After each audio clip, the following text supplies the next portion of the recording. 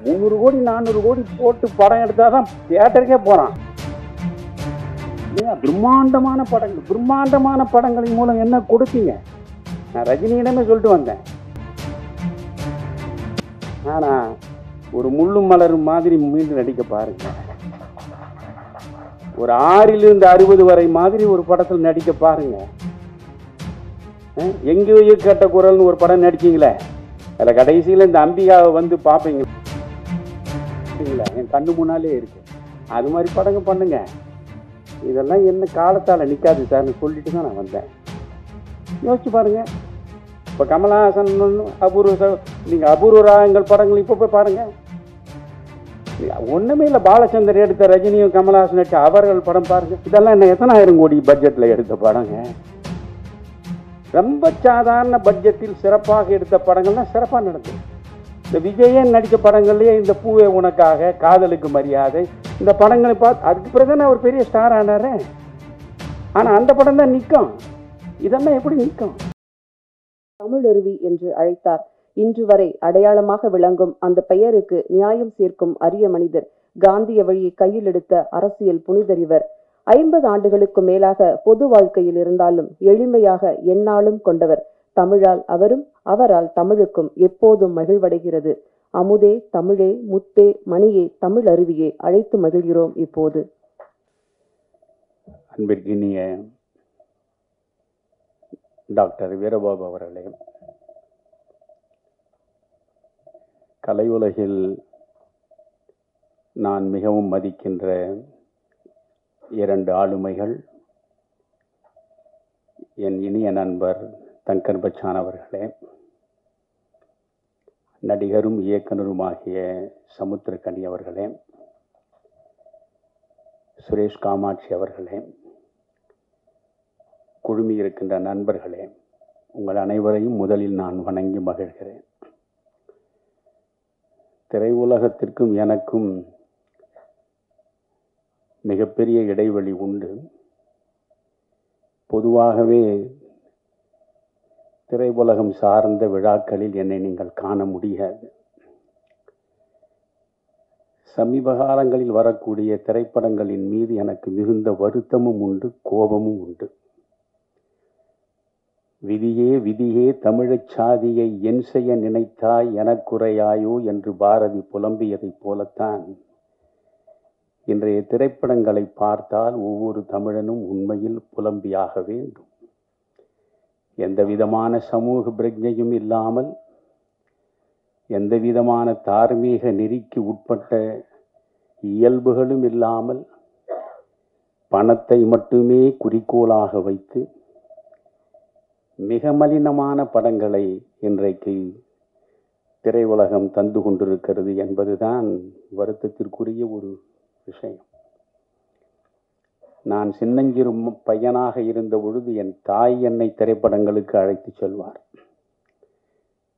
குறிப்பாக சிவாஜி கணேசனும் சாவித்திரியும் நடித்த படமாக இருந்தால் அந்த படங்களை என் தாய் பார்ப்பதோடு என்னையும் சேர்த்து அழைத்து கொண்டு பார்க்க செய்வார்.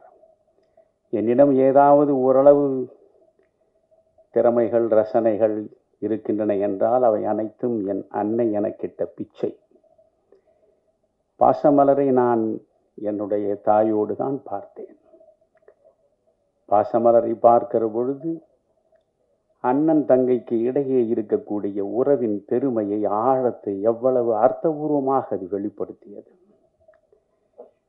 பாவ மன்னிப்பை என் தாய் தான் என்னை அழைத்து கொண்டு போய் வண்ணாரப்பேட்டையில் உள்ள கிருஷ்ணா திரையரங்கில் காட்டினார். அப்பொழுது நான் 7வது 8வது படித்து கொண்டிருப்பேன். எப்பேற்பட்ட படம் அது! சமய நல்லிணக்கத்தை எவ்வளவு அற்புதமாக எடுத்து காட்டிய படம் அது. நான் ஏற்கனவே ஒரு இடத்தில் கூட பேசியிருக்கிறேன். இன்றைக்கு காதல் பாடல்கள் காட்சிகளாக வருகிற பொழுது விரசத்தின் எல்லையிலே போய் நிற்கின்றன. இந்த பாவ மன்னிப்பு படத்தில் ஒரு பாடல், பால் இருக்கும், பழம் இருக்கும், பசி இருக்காது என்று ஒரு பாடல். மாதத்திற்கு ஒரு முறையாவது நான் அந்த பாடலை போட்டு பார்ப்பேன். ஒரு பக்கம் சிவாஜி கணேசன் இருப்பார், ஒரு பக்கம் தேவிகா இருப்பார். பாடல் முடிகிற கடைசி நொடியில் விஸ்வநாதனுடைய குரல் அந்த ஒலிக்கும். அந்த நேரத்தில் அப்படியே சிவாஜி கணேசனுடைய 2 கரங்களில் தேவிகா முகம் புதைத்து கண்ணீர் மல்க அழுவார். அந்த காட்சிக்குள் இருக்கக்கூடிய தெய்வீகம், டிவைன் லவ், அதுதான் புனிதம் செறிந்த காதல். 2 ஆத்மாக்களினுடைய இனிய சங்கமம் அது. அதுபோன்ற காதல் காட்சிகளை இன்றைக்கு எங்காவது உங்களால் பார்க்க முடியுமா? செவியை பிளக்கக்கூடிய சத்தமே இன்றைக்கு இசையாகிவிட்டது. அர்த்தமற்ற கொச்சையான வார்த்தைகள் பாடல்களாகிவிட்டன. வன்முறை மட்டுமே வாழ்வியலாகிவிட்டது. இந்த நிலையில் இந்த திரைப்பட உலகத்தின் பக்கம் திரும்பியே பார்க்காதவன் நான். ஆனால் முடக்கருத்தான் படத்தை நம்முடைய டாக்டர் அவர்கள் எடுத்திருக்கிறார். நான் இந்த உலகத்தில் யாருக்காவது நன்றி கடன் பட்டிருக்கிறேன் என்றால் அது டாக்டர் வீரபாகுக்கு தான். வீரபாகு மட்டும் எனக்கு சிகிச்சை அளிக்காமல் இருந்திருந்தால் என் நேரம் 2 ஆண்டுகளுக்கு முன்பே நான் புதைக்கப்பட்ட இடத்தில் புல் முளைத்திருக்கும். சித்த மருத்துவத்தை பற்றி முதலில் புரிந்து கொள்ள வேண்டும். முடக்கருத்தானை பற்றி சொல்கிறேன். இந்த நேரத்தில் உங்களுக்கு நான் சொல்ல விரும்புகிறேன்.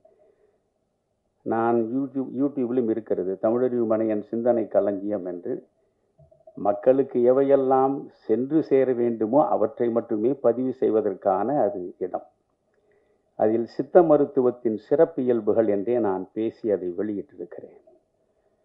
நீங்கள் 14 சித்தர்களை பற்றி சொல்லுவார்கள். 14 சித்தர்களை நீங்கள் பட்டியலாக போட்டு பார்த்தால் அதில் பட்டினத்தாருக்கே இடம் கிடையாது. ரொம்ப வியப்பாக இருக்கும். பட்டினத்தாரை நாம் சித்தராகத்தான் பார்க்கிறோம்.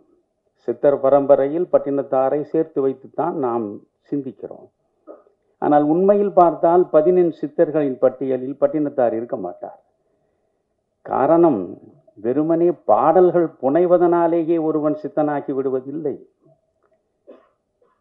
ஒவ்வொரு மனிதனுடைய உடல் சார்ந்த நோய்க்கு உரிய மருந்தை, மூலிகையை கண்டெடுத்து அவர்களுடைய நோயை தீர்க்கக்கூடிய மருத்துவம், அதுதான் சித்த மருத்துவம். சித்த மருத்துவத்தில் சிறந்து விளங்கியவன் தான் சித்தன்.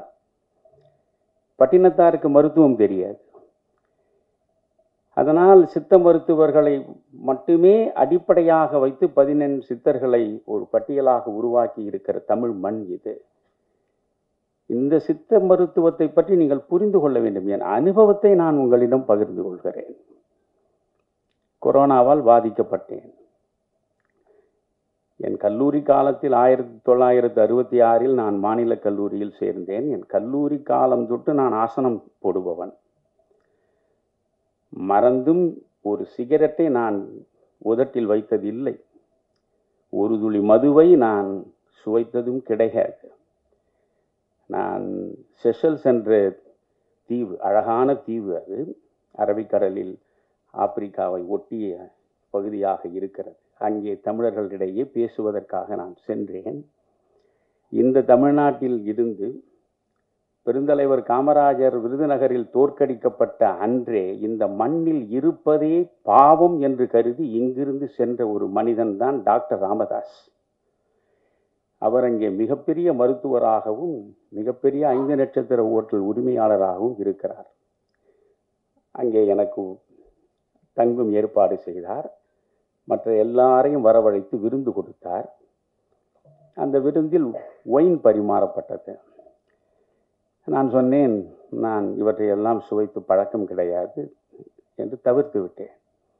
இல்லை, it is good for your health, you kindly take it அப்படி என்றார். If you consume this wine then definitely you will be more than 100 years on the earth அப்படின்னு. நான் சொன்னேன், by consuming liquor I need not live for 100 years. It is against my principle and policy, so don't compel me என்று சொல்லிவிட்டேன். நான் ஏற்கு சொல்கிறேன் என்றால், அவ்வளவு நெறி சார்ந்து ஒரு கோடு போட்டு வாழ்பவன் நான். அதனால் என் உடலில் எந்த விதமான நோய்க்கும் இடம் கிடையாது. காந்தியடிகள் படுகொலை செய்யப்பட்ட ஜனவரி 30 காந்திய மக்கள் இயக்கம் சார்பாக ஈரோட்டில் மிகப்பெரிய விழாவை நடத்தினார்கள். அதுக்கு நான் வர வேண்டும் என்றார்கள். அப்பொழுதுதான் முதல் அலை ஓய்ந்திருந்த நேரம். தண்ணீர் கொஞ்சம் கூட. முதல் அலை ஓய்ந்திருந்தது.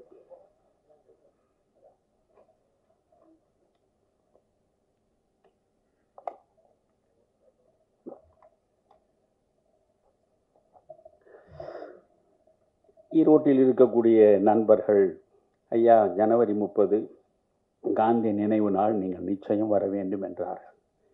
சரி, கொரோனா அலை ஓய்ந்து விட்டது என்று நான் சென்றேன். மிகப்பெரிய நிகழ்ச்சி அது. ஒரு 2000-3000 பேர் கலந்து கொண்டிருப்பார்கள். இப்பொழுது சமீபத்தில் சமூக மக்களிடையே பற்றி படர்ந்திருக்கின்ற பெருநோய் இந்த செல்ஃபி எடுப்பது. எங்கு பார்த்தாலும் செல்ஃபி எடுப்பது தான். நான் பேசிவிட்டு கீழே இறங்கினேன். பேசியது 1 மணி நேரம்தான், செல்ஃபி எடுத்தது 2 மணி நேரத்திற்கு மேல் இருக்கும். 300க்கும் மேற்பட்டவர்கள் வந்து நின்று கொண்டு, நான் கவசம் அணிந்து கொண்டிருந்தேன். ஐயா, இந்த கவசத்தை கொஞ்சம் எடுத்து விடுங்கள், நாம் இருவரும் சேர்ந்து இந்த படத்தை வீட்டில் வைக்க விரும்புகிறேன், கொஞ்சம் எடுத்து விடுங்கள் என்று. இப்படி எடுத்து ஒவ்வொருவராக படமாக செல்ஃபியை போட்டு தள்ளி, அதில் எவரோ ஒரு கர்ண மகாராஜன் எனக்கு கொடையாக கொடுத்து விட்டான் கொரோனா. நான் பிறகு சென்னைக்கு வந்து சேர்ந்தேன். நான் எப்பொழுதுமே ஒரு 5 நிமிடம் வெளியே சென்று விட்டு வருவதாக இருந்தாலும் வீட்டுக்குள் நுழைந்ததும் வெந்நீர் போட்டு அதில் மஞ்சள் பொடியை கலந்து குளித்து விட்டு தான் அடுத்த காரியம் செய்வேன். அப்படி வந்து குளிக்கிற பொழுதே மூக்கிலிருந்து தண்ணீர் வழி ஆரம்பித்தது. உடனே சாதாரண நீர்க்கோவையாக இருக்கும் என்று 3 நாட்கள் கை வைத்தியமாக செய்து பார்த்தேன். ஒன்றும் சரியாகவில்லை. உள்ளே கொரோனா பற்றி இருக்கிறது. அதற்கு பிறகு கொரோனா அந்த டெஸ்ட் இது என்னமோ விசிபிஆர் ஆர்பிசி என்னென்னமோ சொல்கிறார் அல்லவா, அதை போய் எடுத்தால் உங்களுக்கு பாசிட்டிவ் என்று சொன்னார். என்னிடம் ஒரு காசும் கிடையாது. சாமானியனும் சாமானியனாகவே 55 ஆண்டுகள் அரசியல் வாழ்வில் இருப்பவன் நான்.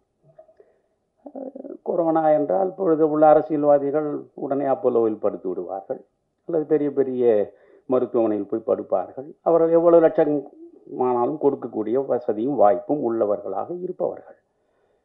நான் உடனே என்ன செய்வது என்று யோசித்தேன். ஓமந்தூரார் மருத்துவமனை நமக்காகத்தானே இருக்கிறது, அரசு மருத்துவமனை. ஜீவா படுத்து கிடந்த இடம் அதுதானே. பெரியாரே அரசு மருத்துவமனையில் தானே இருந்தார், அண்ணாவே அரசு மருத்துவமனையில் தான் இருந்தார். அப்பொழுதெல்லாம் இது போன்ற அப்போலோக்கள் பப்புலோக்கள் எல்லாம் ஒன்றும் கிடையாது, எல்லாமே அரசு மருத்துவமனை தான். அதனால் ஓமந்தூரார் அரசு மருத்துவமனையில் அப்பொழுது டீனாக இருந்து சமீபத்தில் தான் ஓய்வு பெற்றார் என்று நினைக்கிறேன், ஜெயந்தி, டாக்டர் ஜெயந்தி. அற்புதமான பெண்மணி, அன்பு சார்ந்த பெண்மணி. அவரோடு தொலைபேசியில் தொடர்பு கொண்டேன். அவர் சொன்னார், ஐயா, உங்கள் மீது எனக்கு மிகப்பெரிய மரியாதை உண்டு, நான் ஒரு டாக்டரை கீழேயே நிற்க சொல்கிறேன், நீங்கள் வந்துவிடுங்கள் உடனடியாக என்றார். ஒரு ஆட்டோ பிடித்து போனேன். டாக்டர் சொன்னபடி கீழே நின்று கொண்டு என்னை வரவேற்றார். அழைத்து கொண்டு போய் ஆக்சிமீட்டரில் பார்த்தார். அது 98 இருக்குது. ஒன்றும் பிரச்சனை இல்லையா. பிறகு ஒரு ஸ்கேன் எடுத்தார்கள். ஒன்றுமே இல்லையா, நீங்கள் தெளிவாக இருக்கிறீர்கள், ஒரு 5 நாட்களுக்கு இந்த மாத்திரைகள் எல்லாம் சாப்பிடுங்கள், வேண்டுமானால் இங்கே படுத்து ஓய்வெடுங்கள், இல்லை என்றால் வீட்டுக்கு செல்லுங்கள் என்று டாக்டர் ஜெயந்தி சொன்னார்கள். இல்லை அம்மா, நான் வீட்டுக்கே செல்கிறேன் என்று வந்து 5 நாட்களாக இதை சாப்பிட்டு இந்த கொரோனா நுரையீரலுக்குள் நன்றாக நுழைந்து படர்ந்து விட்டது. சவம் போல் ஆகிவிட்டேன். அப்பொழுது என்னை ஒரு நண்பர் பார்த்தார், நடிகர் ஜீவா. வீட்டுக்கு வந்து பார்த்தார். பார்த்து விட்டு, ஐயா என்னையா எப்படி இருக்கிறீர்கள்? இல்லை, இந்த கொரோனா என்று சொல்கிறார்கள், நானும் சிகிச்சை எடுத்துக்கொண்டு தான் இருக்கிறேன் அலோபதியில். ஐயா வீரபாபு என்று, எனக்கு அவரை பற்றி ஒன்றுமே அப்படி தெரியாது. வீரபாகு என்று இருக்கிறார், சாலிகிராமத்தில் தான். இதுவரை 5000 பேரை அவர் காப்பாற்றி இருக்கிறார். நீங்கள் தயவு செய்து அவரிடம் சிகிச்சை எடுத்துக்கொள்ளுங்கள் என்று சொன்னார்.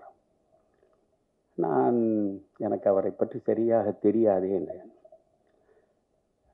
பிறகு அவர் போய்விடம் சொன்னார். வீரபாகு என் வீட்டுக்கே வந்து விட்டார். வந்து, ஐயா என்னை நம்புங்கள், நீங்கள் என்னோடு வந்தால் உங்களை பூரணமாக நான் குணமடைய செய்து வீட்டிற்கு அனுப்புகிறேன் என்றார். நான் நம்பிக்கையோடு புறப்பட்டேன். என் மனைவிக்கும் வந்துவிட்டது. 2 பேருமே அவரோடு சென்று அவர் சாலிகிராமத்தில் அப்பொழுது வைத்திருந்த மருத்துவமனையில் போய் சேர்ந்தோம். என் மனைவிக்கு 4 நாட்களில் சரியாகிவிட்டது. இந்த ஜீவா ரஜினிகாந்த் அவர்களோடு தொடர்பு கொண்டு, ஐயாவுக்கு கொரோனா ஐயா, அவர் டாக்டர் வீரபாகுனுடைய மருத்துவமனையில் தான் இருக்கிறார். உடனே ரஜினி என்னோட தொலைபேசி தொடர்பு கொண்டு, ஐயா கொரோனா உயிர் கொல்லி ஐயா, இதில் நீங்கள் ரிஸ்க் எடுக்க வேண்டாம், நீங்கள் ஒரு 10 நிமிடம் எனக்கு நேரம் கொடுங்கள், தமிழ்நாட்டிலேயே சென்னையிலேயே மிகச்சிறந்த சிகிச்சை அளிக்கக்கூடிய மருத்துவமனை எதுவோ அது ஏற்பாடு செய்து உங்களை நான் அங்கே கொண்டு வந்து விடுகிறேன் என்றார். நான் சொன்னேன், இல்லையா, நான் வீரபாகுவிடம் என்னை ஒப்படைத்து விட்டேன், நீங்களே அவரிடம் பேசுங்கள் என்றேன். வீரபாகுவிடம் பேசினார். ஐயா எனக்கு மிகவும் நெருக்கமானவர், ரொம்ப முக்கியமானவர், நீங்கள் என்ன ஒழுங்காக வைத்தியம் செய்வீர்களா என்று கேட்டார். கவலையே படாதீர்கள் ஐயா, பூரணமாக அவர் நலம் பெற்று விடுவார் என்றார். சரி, எவ்வளவு செலவாகுமோ சொல்லுங்கள், அவ்வளவு நான் கொடுத்து விடு என்றார். 1 பைசாவை கூட நீங்கள் கொடுக்க வேண்டாம், நான் இலவசமாகவே அவருக்கு சிகிச்சை செய்து சிறப்பாக அவரை திரும்ப அவர் வீட்டுக்கு கொண்டு போய் சேர்ப்பேன் என்று சொன்னார். எனக்கு நான் அடைந்த அனுபவத்தை உங்களிடம் சொல்கிறேன். அதோடு நிமோனியா காய்ச்சல் வந்துவிட்டது. நுரையீரல் பாதிக்கப்பட்டால் நிமோனியா காய்ச்சல் வந்துவிடும். ஒரு நெருப்பு அடுப்பை எடுத்து தலையில் வைத்தால் போலவே இருக்கும், உடம்பு முழுவதுமே தீப்பற்றி எறிவது போல் இருக்கும். ஒரு அடி எடுத்து வைக்க முடியாது. ஆனால் அவர் எந்த வகையிலும் பதட்டப்படவில்லை. நிச்சயம் நீங்கள் சரியாகி விடுவீர்கள். காலையில் 6:30 மணிக்கு கஷாயம் வரும், இரவு 8 மணி வரையில் கஷாயம் கஷாயம் கஷாயம் வந்து கொண்டே. இனி என் வாழ்க்கையில் ஒரு நாளும் கொரோனா வராது. அவ்வளவு கஷாயத்தை நான் குடித்து கொண்டே இருந்தேன். ஆனால் 18 நாட்களாக எனக்கு நிமோனியா குறையவே இல்லை. அவர் எப்படி பார்த்து கொண்டார் என்று சொல்கிறேன். அந்த கேரிங் என்று ஆங்கிலத்தில் சொல்வார்களே, அதை நீங்கள் அந்த மனிதனிடம் தான் பார்க்கலாம். அதாவது இளம் பெண் பிள்ளைகள் காலையிலிருந்து மாலை வரை என் பக்கத்திலேயே அவர் உட்கார்ந்து கொண்டிருப்பார்கள். இரவு முழுவதும் இன்னொரு இளம் பெண் பிள்ளை அங்கே இருக்கும். நான் கொஞ்சம் திரும்பி படுத்தால் கூட உடனே என்னையா என்று, இரவு முழுக்க தூங்காத, அப்படி அவர்கள் கண்ணை இமை காப்பது போல பார்த்து கொண்டார்கள். ஒரு கட்டத்தில் நானே, சரி நாம் வந்த வேலை முடிந்து விட்டது, இனி புறப்பட வேண்டியது தான் என்று முடிவெடுத்து விட்டேன். இனி பிழைப்பதற்கு வாய்ப்பு இருப்பதாக நான் நம்பவே இல்லை. ஆனால் அவர் ஒரு கட்டத்திலும் தன்னுடைய நம்பிக்கை இழக்கவில்லை. பிறகு அவர் சொன்னார், ஐயா நான் எவ்வளோ உங்களுக்கு கஷாயம் கொடுத்தேன், கொஞ்சம் சிக்கலாகத்தான் இருக்கிறது, நான் கொல்லிமலைக்கு நேரடியாக சென்று புத்தம் புதிதாக நல்ல மூலிகை செடிகளை எல்லாம் ஆய்வு செய்து அவற்றை எல்லாம் கொண்டு வந்து உங்களுக்கு நான் சிகிச்சை தருகிறேன், நீங்கள் மட்டும் நம்பிக்கை இழக்காமல் இருங்கள் என்றார். அதே மாதிரி அவர் போய் பிறகு அந்த கஷாயங்களை கொடுத்த பிறகு 18 நாட்களுக்கு பிறகுதான் எனக்கு அந்த காய்ச்சல் தணிந்தது. 28 நாட்கள் என்னை அவர் வைத்திருந்தார். 3 வேளை உணவு கொடுத்தார். அப்படி தாய் பிள்ளையை பார்ப்பதை போல பார்த்து கொண்டார். அந்த நேரத்தில் ஒவ்வொரு நாளும் காலையில் என்னை சந்திப்பார். ரொம்ப அற்புதமாக அவருடைய உடை உடுத்துவதை நான் பார்த்தேன். டாக்டர் உங்களுக்கு ட்ரெஸ் சென்ஸ் ரொம்ப சிறப்பாக இருக்கிறது. என்னை பொறுத்தவரையிலும் ராமகிருஷ்ண ஹெக்டே தான் இந்தியாவிலேயே மிகச்சிறப்பாக ஆடை அணியக்கூடியவர் என்று சொல்வார்கள். நான் அவரோடு மிக நெருக்கமாக பழகியவன். ஆனால் உங்களை பார்த்தால் நீங்கள் உடுத்துற உடை, அந்த வருகிற நடை, நீங்கள் ஒரு சினிமா நடிகர் போல் இருக்கிறீர்களே என்று தவறி சொல்லிவிட்டேன். உடனே அவர் சொன்னார், ஐயா நான் உண்மையிலேயே நடிக்கிறேன் ஐயா. என்னடா இது விபத்து, இவ்வளவு பெரிய மனிதன் வாழ்க்கை முழுவதையும் இந்த மருத்துவ உலகத்திற்கு அர்ப்பணித்து விட்டால் இவரால் எண்ணற்ற உயிர்கள் வாழுமே, பாழ்பட்ட அந்த உலகத்திற்கு இவர் போகத்தான் வேண்டுமா என்னை பலர் அழைத்திருக்கிறார்கள். இப்பொழுது கூட சொல்கிறேன் உங்களுக்கு. கொஞ்ச காலத்திற்கு முன்பு இந்த நம்முடைய ஹரி அவர்கள் சிங்கம் எல்லாம் 1, 2, 3 எல்லாம் வந்தது இல்லையா? அதில் ஒரு நாள் அவர் தொடர்பு கொண்டு, ஐயா உங்களுடைய உடல் மொழியே அற்புதமாக இருக்கிறது, என்னுடைய படத்தில் ஒரு லட்சியவாதி கேரக்டர் இருக்கிற நீங்கள் நடிக்க வேண்டும் என்றார். நான் அரிதாரம் பூசி நடிப்பேன் என்று உங்களுக்கு யாரையா சொன்னார்கள்? இல்லை ஐயா, அதுக்காக நான் கலைஞர்களை குறை சொல்லவில்லை. இப்போ சமுத்திரக்கனி இருக்கேன், நான் இப்பொழுதும் அவரிடம் சொன்னேன், விமானம் படம் சமீபத்தில் பார்த்தேன், வியந்து போனேன். அவர் அப்பா என்று அவர் எடுத்த சமுத்திரக்கனி என்று ஒரு படம் இருந்தால் நான் பார்ப்பேன், நிச்சயம் பார்ப்பேன். சமுத்திரக்கனிக்காக நான் சொல்லலை. என்னால் யாரையும் முகஸ்துதி செய்ய முடியாது, யாருக்கும் இல்லை. நான் ஒன்றில் தெளிவாக இருப்பவன். முகமது நபிகள் ஒரு முறை அழகாக சொன்னார், யாராவது ஒருவனை நீ அவமானப்படுத்த வேண்டும் என்று விரும்புகிறாயா, வேறொன்றும் செய்யாது, அவனிடம் இல்லாத பெருமைகளை எல்லாம் இருப்பதாக சொல்லிக்கொண்டே இரு, அதைவிட ஒருவனை அதிகபட்சமாக அவமானம் செய்யவே முடியாது என்றார் நபிகளா. ஆனால் என்னால் யாரையுமே இல்லாததையெல்லாம் சொல்லி ஒருவரை புகழவே முடியாது. அதனால தான் நான் அடிவாரத்திலேயே இருக்கிறேன். எனக்கு யாருக்கும் முதுகு சொரியவும் முடியாது, ஏவல் கோவலாகவும் இருக்க முடியாது. கண்ணதாசன் அந்த காலத்தில் எழுதி நான் சின்னஞ்சிறு பிள்ளையாக படித்த அந்த கவிதைகள் 2 வரி தான். இவை சரி என்றால் இயம்புவதெம் தொழில், இவை தவறானால் எதிர்ப்பதெம் வேலை. இந்த 2 தான் 55 ஆண்டுகளாக நான் பொது வாழ்வு செய்து கொண்டிருக்கிறேன். அதனால் இவர் எனக்கு உயிர் கொடுத்தார். அவர் சினிமா நடிக்க போயின்றார். என்ன டாக்டர் நடிக்க போறீங்களா? இல்லை, கதை, வசனம், டைரக்ஷன், நடிப்பு தொலைந்தது என்று முடிவெடுத்தேன். ஆனால் அவரிடம் எப்படி சொல்வது? நமக்கு உயிர் கொடுத்த வள்ளல் அவர். யோசியுங்கள் டாக்டர், சினிமா உலகம் சரிப்படுமா என்று யோசியுங்கள் என்றேன். இல்லை இல்லை, ரொம்ப சிறப்பாக வரும்யா, படத்தின் பெயர் முடக்கருத்தான் என்றார். தலைப்பே ரொம்ப வித்தியாசமாக இருந்தது. சரி, எடுத்தார். இன்றைக்கு அந்த படம் வரப்போகிறது. சமுத்திரக்கனி சொன்னது போல தான், நம்ம தங்கர் பச்சான் சொன்னது போல தான், சமூகத்திற்கு அவர் நிறைய செய்து விட்டார். சமூகம் அவருக்கு ஏதாவது செய்ய வேண்டும் என்றால் இந்த படத்தின் மூலம் அவர் பொருளாதார ரீதியாக நட்டப்படாமல் காப்பாற்றிக் கொள்ளுகிற ஒன்றை சமூகம் செய்தாலே, இதுதான் நாம் ஆற்றுக நன்றி கடன். சித்த வைத்தியம் பற்றி நான் மீண்டும் சொல்கிறேன் உங்களுக்கு. இப்படி நான் பிழைத்து வந்தேன். 28 நாட்கள் எனக்கு சோறு போட்டார்.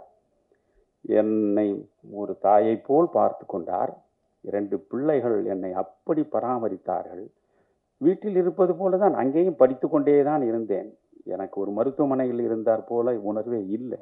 நான் புறப்படும் பொழுது, என்ன டாக்டர் 28 நாட்கள் இருந்திருக்கிறேன்.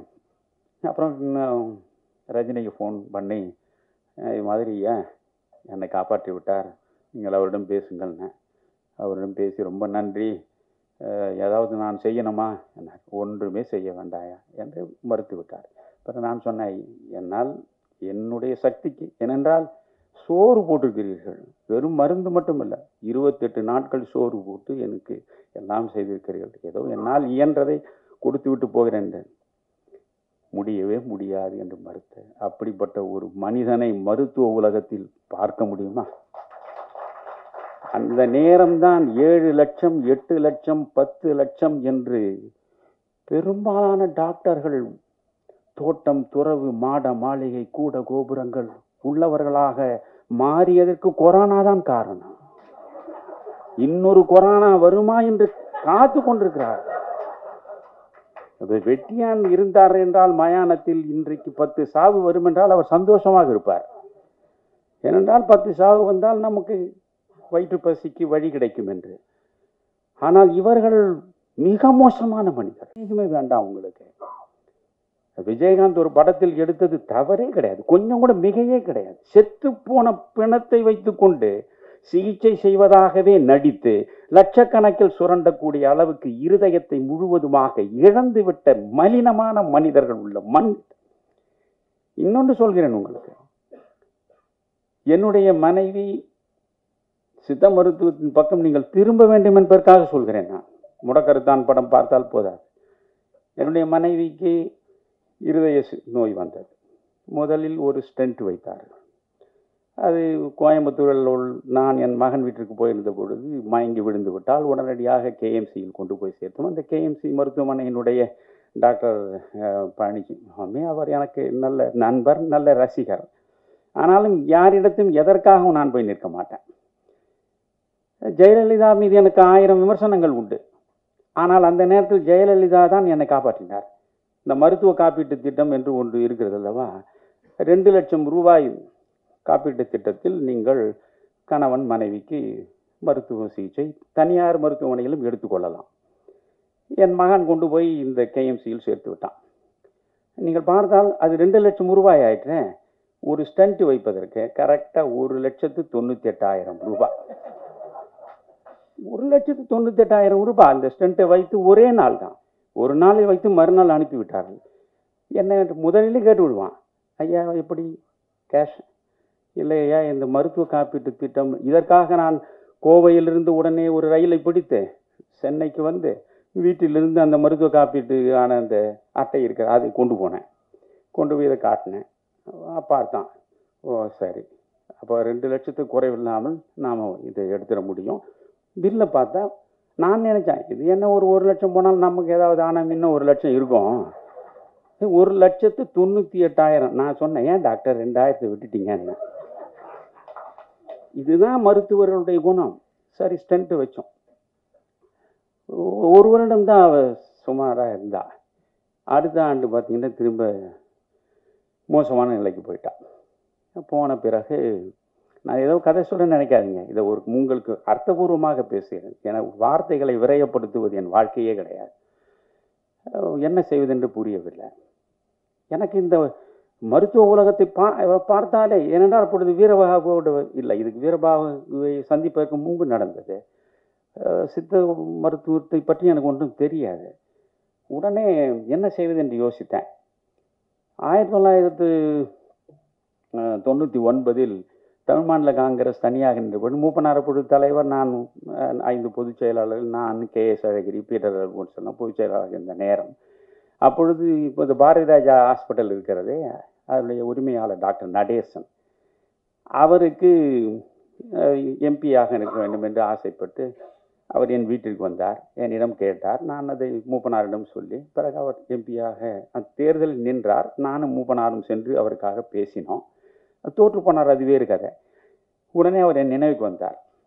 சரி, அங்கே போனால் ஓரளவு சிகிச்சைக்கு யாரிடமும் இலவசமாக எதையும் பற்றி நமக்கு பழக்கம் இல்லை, இருந்தாலும் நம்மை ஏமாற்றி விட மாட்டார் கண்டபடி பணத்தை போட்டு என்று நினைத்து கொண்டு போய் அங்கே சேர்த்துட்டேன். சேர்த்த அடுத்த நிமிடமே அது டாக்டர்ஸ் அந்த முறையான எல்லா பரிசோதனைகள் வரிசையாக ஆரம்பித்து விடுவார்கள். உங்களுக்கு மூக்கு சளி என்றால் கூட ஆரம்பித்து விடுவார்கள். வரிசையாக என்னென்ன டெஸ்ட் இருக்கோ அத்தனையும் பண்ணி ஒரு 2 லட்சம் ரூபாய் போட்டு சளிக்கு மருந்து எழுதி கொடுப்பான். அப்படி ஆயிடுச்சு. இப்படி இவர் எல்லாமே எடுத்துட்டு பிறகு என்னை தனியாக அழைச்சி, ஐயா இது ரொம்ப சிக்கலான பிரச்சனை, ஒரு 10 விழுக்காடு இவர்கள் பேராலிட்டிக் அட்டாக் வருவதற்கும் வாய்ப்பு இருக்கிறது. இந்த இருதயத்தில் காம்ப்ளிகேட்டடான சர்ஜரியை நாங்கள் செய்ய வேண்டும். ரொம்ப மெடிக்கலாக என்னென்ன சொல்லணும் மிரட்டுறதுக்கு அத்தனையும் சொன்னாங்க. எனக்கு ஒரு 40 ஆண்டுகளுக்கு மேலே என் நெஞ்சுக்கு மிகவும் நெருக்கமான நண்பர் சிவகுமார், திரை உலகத்திலேயே எனக்கு மிக மிக நெருக்கமான, என் வாழ்வில் இன்பத்திலும் துன்பத்திலும் தலங்களிலும் என்னோடு எதையும் பகிர்ந்து கொள்ளக்கூடிய மனிதர் சிவகுமார். அவர் வீடு அங்கேருந்து பக்கமாக இருந்தது. உடனே நான் தொலைபேசி தொடர்பு கொண்டு, சார் என் மனைவி இங்கே மருத்துவமனையில் கொண்டு வந்திருக்கேன் பாரதி ராஜாவில், அது ஏதோ ரொம்ப காம்ப்ளிகேட்டட்னு சொல்கிறாங்க, 5 நிமிஷம் இரு வந்துட்டேன் அப்படின்னு. உடனே பொருள் வந்தார். அந்த டாக்டர்ஸை பார்த்து என்ன பிரச்சனை, இல்லை எதுவுமே காம்ப்ளிகேட்டடாக இருக்கேன். அப்படியா, சரி ஒரு செகண்ட் ஒப்பீனியன் வாங்கலாம்னு நினைக்கிறோம், நீங்கள் இதெல்லாம் கொடுக்குறீங்களா, நீங்கள் என்னென்ன பண்ணியிருக்கீங்களா எல்லாம். அதுக்கு ஒரு பிரச்சனை இல்லை சார் கொடுத்தாங்க. ஏன்னா அவர் அழைத்து கொண்டு செங்கோட்டு வேலு கொண்டு போனார். அப்போ அப்போலோவில் இருக்கார். அவரிடம் அழைத்து கொண்டு போனால் அவர் பார்த்தாரு, இது ரொம்ப சிக்கலாக தான் இருக்குங்க, இதை நான் கூட பண்ண முடியாது, கிரிநாத் தான் இதுக்கு பண்ணணும் அப்படின்னு சொன்னார். அவர் கிரிநாத் ரொம்ப 50,000 பேருக்கு மேலே செய்தவர். அப்போ அவர் மிகப்பெரிய ஆட்களுக்கு தான் அப்பொழுது அவர் செய்வார். அவரும் கிரிநாத்திடம் போனோம். இந்த கதையை பெருசாக நான் சொல்ல விரும்பலை. இது நடந்தது. அவளுக்கு பைபாஸ் பண்ணணும், வால்வும் ஒன்று கெட்டு போயிடுச்சு அப்படின்னு சொல்லிட்டாங்க. பிறகு என்ன பண்ணுறதுன்னு எனக்கு ஒன்றும் தெரியல. உடனே நான் என்ன பண்ணேன், என்னை தனியாக சிவகுமார் கூப்பிட்டு வீட்டுக்கு அழைச்சிட்டு போனார். போயிட்டு காப்பி குடியா முதல்ல அவரே காஃபியை கொண்டு கொடுத்துட்டு ஒரு 1,00,000 ரூபாய் எடுத்து வந்து அந்த அவர் மேலே டேபிள் மேலே வச்சார். என்ன சார் இது, என்ன அப்போலோவில் சேர்த்துக்கிறையா, இப்போதுலேருந்து டெய்லி உன்னை 50,000 கொடு 1,00,000 கொண்டு கேட்டுக்கினே இருப்பான், எல்லாவற்றையும் நான் பார்த்துக்கிறேன், முதல்ல இந்த 1,00,000 நீ எடுத்துன்னு போகணும். சார், நாம் கடைசி வரைக்கும் நண்பர்களாக இருப்போம், எதன் பொருட்டும் எவர் பொருட்டும் எதையும் யாரிடத்தும் பெற்று பழகாதவன் நான். அதனால் இது எனக்கு உதவி இவ்வளோ தூரம் செஞ்சுருக்கீங்க, அதோடு அப்புறம் என்னையா பண்ணுவேன், அது எப்படியோ நான் செய்கிறேன், நீங்கள் தயவுசெய்து விட்டுருங்க அப்படின்னு நான் வந்துட்டேன். அது பெரிய கதை. அதுக்கப்புறம் யார் யாரெல்லாம் வரிசையாக வந்து பணத்தை கொண்டு வந்து நான் பார்த்துக்கிறேன் என்னையா பண்ணுவேன்னு போது எதையுமே செஞ்சுக்கல. என்னுடைய மகனும் மகளும் எப்படியோ இருப்பதையெல்லாம் விற்று ஒரு வழியாக என் மனைவிக்கு உண்டான அந்த சிகிச்சை முடித்து அழைத்து கொண்டு வந்தார். 1 வருஷம் தான் ஆச்சு. அலோபதி ட்ரீட்மெண்ட்டை நீங்கள் தெரிஞ்சுக்கணுன்றதுக்காக சொல்ல 1 வருஷம் ஆச்சு. மறுபடியும் அவன் மயக்கம் போட்டு விழுந்துட்டா. என்னடா இது அப்படின்னு பார்த்தா, டாக்டர் சிவகடாட்சம் எனக்கு ரொம்ப நெருங்கிய நண்பர்.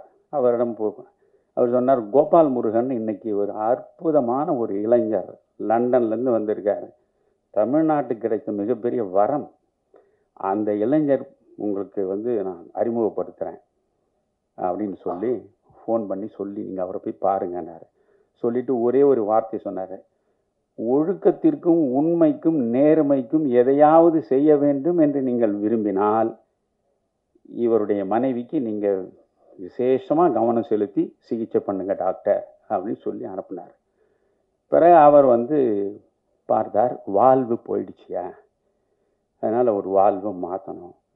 என்ன டாக்டர் பண்ணணும்? அப்போ காவேரி ஹாஸ்பிட்டல் தான் அவர் இருக்கார். ஹாஸ்பிட்டல் என்பது பெருமைக்குரியதில்லை, டாக்டர் இருக்கிறதை பொறுத்து தான் ஹாஸ்பிட்டலுக்கு பெருமை. எவ்வழி ஆடவர் நல்லை அவ்வழி நல்லை வாழிய நிலைனே ஔவையார் 2000 வருஷத்துக்கு முன்னே பார்த்தன மாதிரி டாக்டரை பொறுத்து ஹாஸ்பிட்டல். அவர் காவேரியில் இருந்தார். அதனால் போய் பார்த்த பிறகு ஏன் மெட்டாலிக் வால்வு தான் வைக்கணும், இந்தியன் வால்வுனா 2 வருஷம் கூட தாங்காது, அது பெல்ஜியத்துலேருந்து வரவழைக்கணும். அப்படியே டாக்டர், என்ன ஆகும்? அப்படியே ஒரு 22 லட்சம் ரூபா ஆகையான்னாரு. 22 லட்சமா? என்ன டாக்டர் சொல்கிறீங்கன்னு. ஆமாய்யா, கட்டாயம் ஆகும், அப்போ தான் அம்மாவை நீங்கள் பிழைக்க வைக்க முடியும்.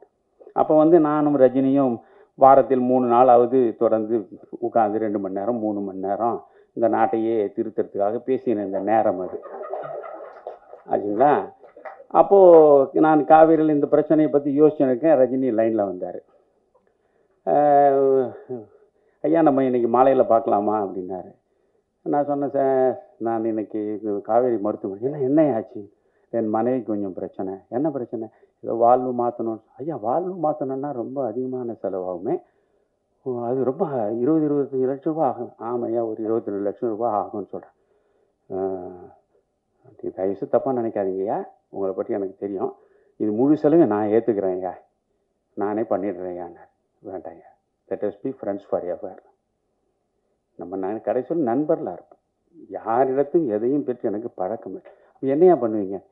என் மகன் இந்த பல்லடத்தில் ஒரு சின்ன ஃப்ளாட் ஒன்று வச்சுருக்காங்க, அம்மாவை காப்பாற்றுறதுக்கு பொறுப்பு அவனுக்கு இருக்கு, அவன் அதை விற்றுருவான், விற்று இதை ஒழுங்குபடுத்திடுவோம், நீங்கள் ஒன்றும் கவலைப்படாதீங்க. அவர் இன்னும் கொஞ்சம் கூடுதலாக போய் சொல்லணும்னு அவசியம் இல்லை. ஐயா, யாரிடம் அந்த மகன் விற்றுட்டாரோ சொல்லுங்கள், அவருன்னு பேசி நான் மறுபடியும் வாங்கி கொடுத்துறேன். ஏதோ உங்கள் மகனுக்கு இருக்கிறது ஒரு சின்ன ஃப்ளாட்டுன்றீங்க, அதை ஏன் நீங்கள் இழக்கணும்? இல்லையா, நன்றியே, இதை பற்றி மறுபடியும் பேச வேண்டாங்க, நீங்கள் சொல்லி நான் மறுக்கிறதாக விட்டுருக்கீங்க.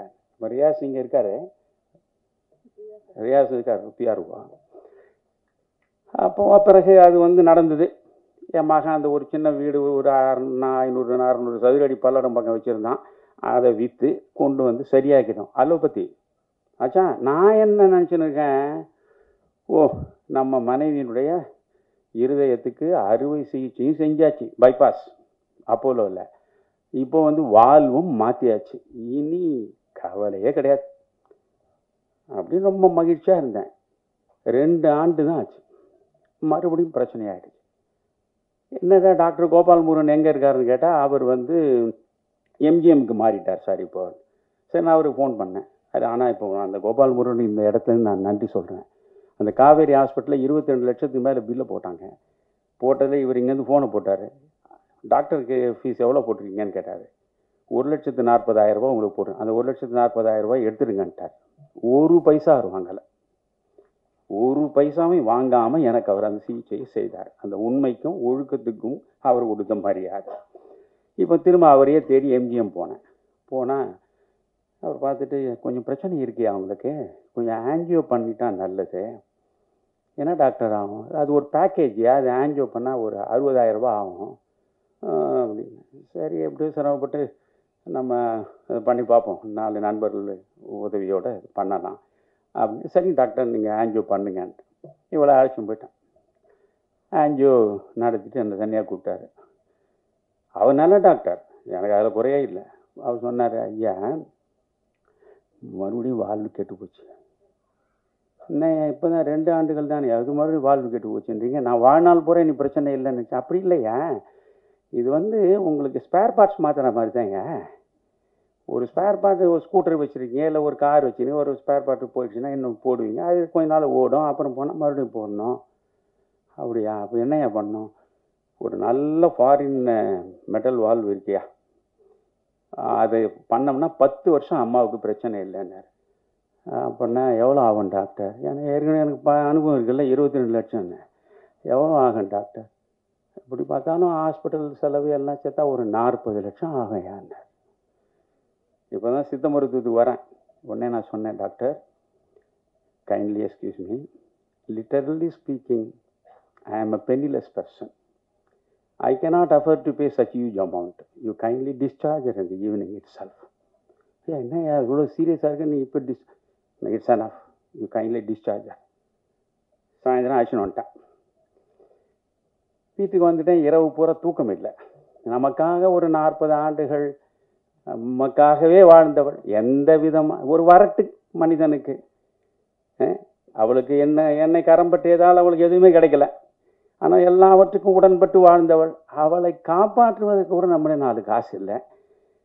இந்த மாதிரி 40 லட்சம் 60 லட்சம் தான் எங்கே போகிறது? இரவு பூரா தூங்கலை.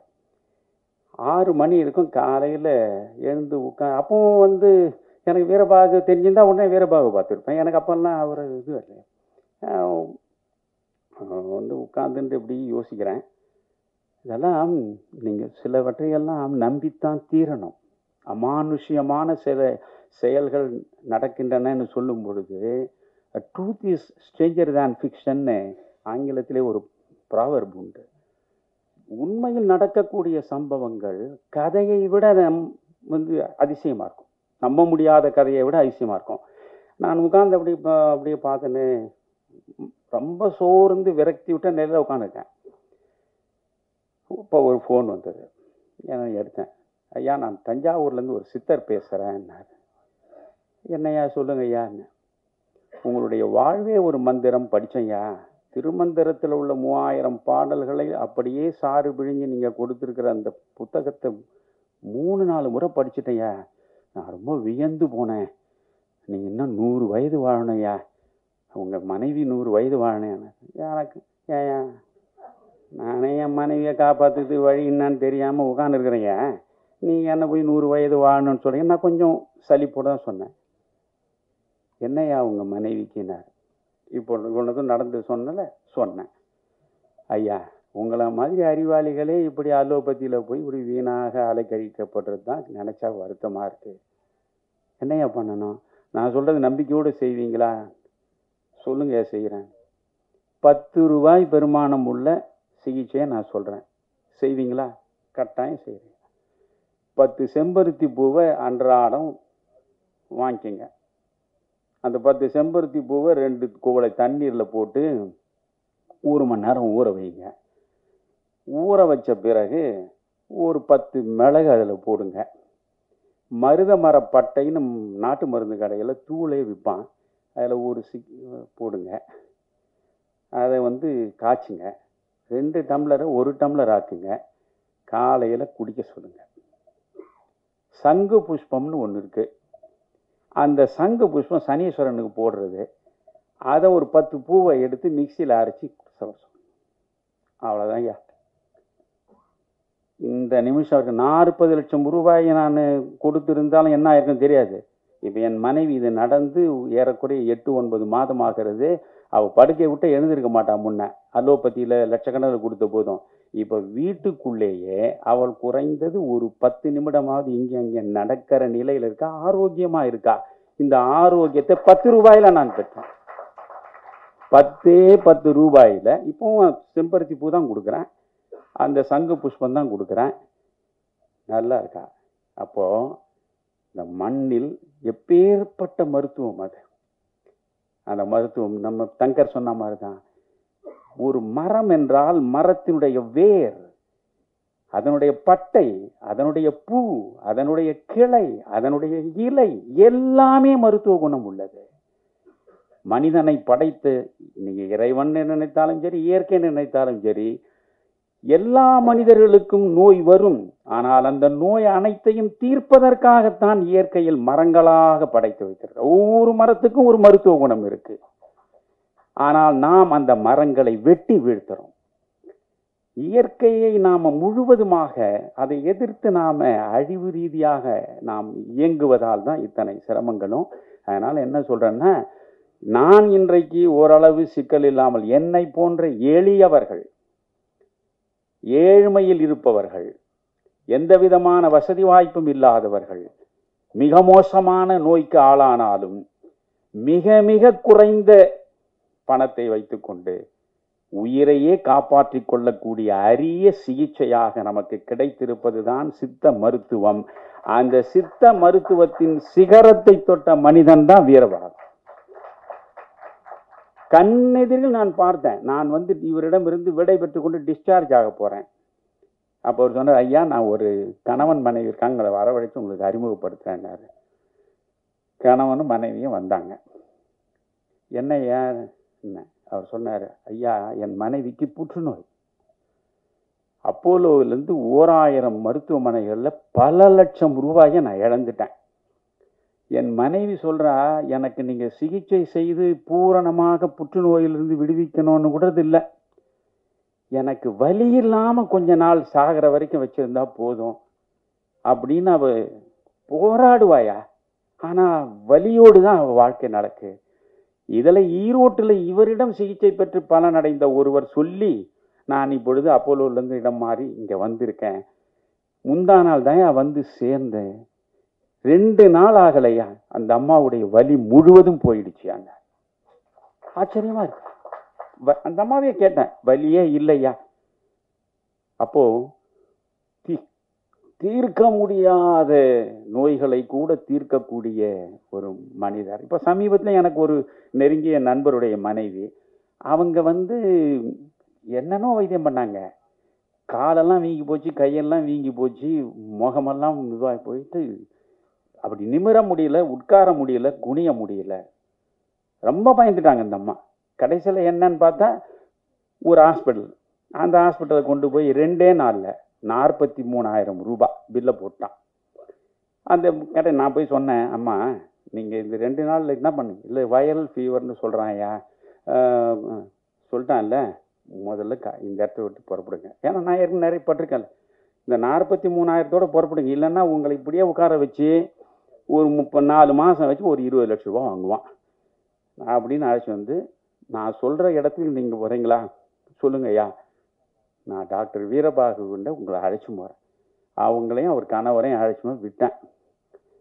ஒரே வாரம் தான் அந்த அம்மா கம்பீரமாக பழைய நிலையில் எழுந்து நடந்து சிக்கனாவது குனியாவது எல்லாவற்றையும் முடிச்சிட்டார். இப்படிப்பட்ட ஒரு மனிதன், ஆனால் இப்படிப்பட்ட ஒரு உலகத்துக்கு வந்திருக்கார். அதுதான் எனக்கு என்னென்ன, திரைப்படங்கள் மேலேயோ நடிகர்கள் மேலேயும் எனக்கு ஒன்றும் கோபம் இல்லை. அப்படி கோபம் தான் நான் ஏன் ரஜினிகாந்தை பயன்படுத்தி அரசியல் மாற்றத்தை பண்ணிட முடியாதான்னு நான் போய் நினைக்கிறேன்னா எப்படி? ஆனால் இன்னைக்கு என்ன, 300 கோடி 400 கோடி போட்டு படம் எடுத்தால் தான் தியேட்டருக்கே போகிறான் இல்லையா? பிரம்மாண்டமான படங்களின் மூலம் என்ன கொடுத்தீங்க? நான் ரஜினியிடமே சொல்லிட்டு வந்தேன், சார் நீங்கள் எத்தனை படம் வேணால் நடிங்க, ஆனால் ஒரு முள்ளும் மலரும் மாதிரி மீண்டும் நடிக்க பாருங்க. ஒரு 6லிருந்து 60 வரை மாதிரி ஒரு படத்தில் நடிக்க பாருங்க. எங்கேயோ கேட்ட குரல்னு ஒரு படம் நடிச்சிங்களே, அதில் கடைசியில் இந்த அம்பிகாவை வந்து பார்ப்பீங்களே, என் கண்ணு முன்னாலே இருக்கு. அது மாதிரி படங்க பண்ணுங்க. இதெல்லாம் என்ன காலத்தால் நிற்காது சார்னு சொல்லிட்டு தான் நான் வந்தேன். யோசிச்சு பாருங்க. இப்போ கமலஹாசன் நீங்கள் அபூர்வ ராகங்கள் படங்கள் இப்போ போய் பாருங்க. ஒன்றுமே இல்லை, பாலச்சந்தர் எடுத்த ரஜினியும் கமலஹாசன் நடிச்ச அவர்கள் படம் பாருங்க. இதெல்லாம் என்ன எத்தனாயிரம் கோடி பட்ஜெட்டில் எடுத்த படங்க. ரொம்ப சாதாரண பட்ஜெட்டில் சிறப்பாக எடுத்த படங்கள்லாம் சிறப்பாக நடந்திருக்கு. இந்த விஜயன் நடித்த படங்கள்லேயே இந்த பூவே உனக்காக, காதலுக்கு மரியாதை, இந்த படங்களை பார்த்து அதுக்கு பிறகுதானே அவர் பெரிய ஸ்டார் ஆனாரு. ஆனால் அந்த படம் தான் நிற்கும். இதெல்லாம் எப்படி நிற்கும்? சம்மட்டி எடுத்து மண்டையே அடிச்சு போலக்கிற மாதிரி. இதில் கூட அந்த காட்சியை காட்டினார். வீரபாரதியும் இது மாதிரி ஆனார். நான் ஏற்கனவே ஒரு படத்தை ரொம்ப வற்புறுத்தி காட்டினானுங்க. அதில் ஒரே அடி சம்மட்டியில் மண்டையை போல. இப்படிலாம் பண்ணக்கூடாதியா, இப்படிலாம் பண்ணக்கூடாது. சினிமா என்பது நான் என்ன இதோட சொல்லி முடிச்சிடுறேன். எனக்கு இந்த சினிமா மேலே எனக்கு மிகப்பெரிய ஈடுபாடு உண்டு. கோபம் அதனால தான் இருக்கு எனக்கு. ஐயா, எழுத்து படித்தவனை மட்டும்தான் போய் பாதிக்கும். படிக்காத பாமரனிடமும் சென்று சேர்ந்து பாதிப்பை உருவாக்கக்கூடிய ஆற்றல் மிக்க ஒரு ஊடகம் உலகத்தில் உண்டென்றால் அது சினிமா ஒன்றுதான். எழுத்தறிவே இல்லாத பாமரன் அவனை போய் பாதிக்கும். அதை முறையாக பயன்படுத்தி முதலமைச்சர் நாற்காலியில் வந்து சேர்ந்த மனிதன் எம்ஜிஆர். யோசிங்க. ஒரு பாட்டு தமிழ்நாடு கூட கொண்டு போச்சு. அச்சம் என்பது மடமையடா, அஞ்சாமை திராவிடர் உடமையடா, 6லும் சாவு 100லும் சாவு. அந்த ஒரு பாட்டு கிராமம் வரைக்கும் திமுகவை கொண்டு போய் சேர்த்தது. இன்னைக்கு என்ன பாட்டா வருது? முக்கலும் முனகலும். நீ லவ்வரியா நான் லவ்வரனான்னு ஒரு பாட்டு போடுறான். என்னதான் எழுதுறீங்க கேட்டா, கண்ணதாசன் எழுதும்போது ஒரு பாட்டுக்கு அதிகபட்சம் வாங்கியது 5000 ரூபாய் தான். இப்ப எந்த கிறுக்களுக்கும் ₹1,00,000 மேலதான் பாட்டு எழுதுறோம். என்ன பண்றீங்க? உங்களுக்கு சமூக பொறுப்பே கிடையாதா? இந்த சமூகம் சார்ந்த ஒரு சிந்தனையே உங்களுக்கு இல்லை என்றால் நீங்கள் என்ன மனிதர்கள் என்று கேட்கிறேன். எப்படியாவது பணத்தை சம்பாதிப்பதுதான் உங்கள் வாழ்வின் மிகப்பெரிய நோக்கம் என்றால் இதை விட வேறு தொழில் செய்து நீங்கள் நன்றாக வாழலாம் என்பதுதான் என்னுடைய அபிப்பிராயம்.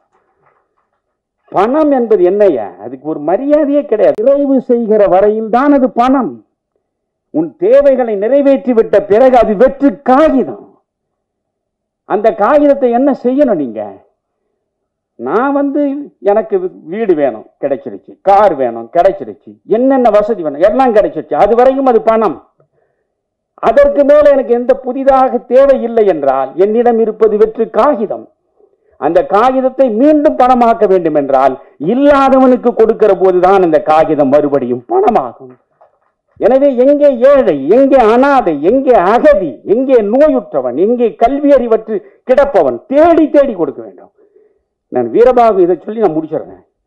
எனக்கு ரொம்ப பிடித்த விஷயம், அவர் வருவார் காலையில் என்னோட பேசிட்டு இருப்பார். நான் அந்த மருத்துவமனையில் 28 நாள் இருந்த போது ஒரு நாள் அவர் சொன்னார், வியந்து போனேன். இந்த மனிதனுக்குள்ள எப்பேற்பட்ட மனிதனை. அவர் முக்கியமான நடிகர்களை பற்றி எல்லாம் அப்படியே பேசிகிட்டே வந்தார். சொன்னார், ஐயா இந்த நடிகர்கள் எல்லாம் 100 கோடி 150 கோடின்னு வாங்குறாங்களே, வாங்கட்டும், அதனால் ஒன்றும் பிரச்சனை இல்லை. ஒரு படத்துக்கு 100 கோடி வாங்குற போதே 10 கோடி ரூபாய் ஏழைகளுக்கு, அவர்கள் கல்விக்காக, அவர்கள் மருத்துவத்துக்காக, இப்படி ஏதாவது ஒரு சமூக பயன் பெறுவதற்கு ஒரு படத்தில் நீ 100 கோடி வாங்க. 100 கோடியில் 90 கோடியை வைத்துக்கொள். 10 கோடியை நீ சமூக மக்களின் நலனுக்காக கொடுத்தால் உன்னை உலகம் பாராட்டுமே. அதுதானே ஒரு உன்னதமான வாழ்வாக இருக்க முடியும் என்று சொன்ன வீரபாகு இது போன்ற படங்களில் வெற்றி பெற்றால், வெற்றி பெற்று பெரும் பணத்தை ஈட்டுவதாகவே வைத்துக் கொள்ளுங்கள். அப்படி ஈட்டினால் அவர் சொன்னதை செய்வார். அவர் சித்த மருத்துவத்தில் சாதித்தது போலவே இந்த திரை உலகத்திலும் அவர் சாதித்து வெற்றியாளராக வந்து இந்த சமூகத்திற்கு இயன்ற வரையில் பயன்பட வேண்டும். நன்றி, வணக்கம்.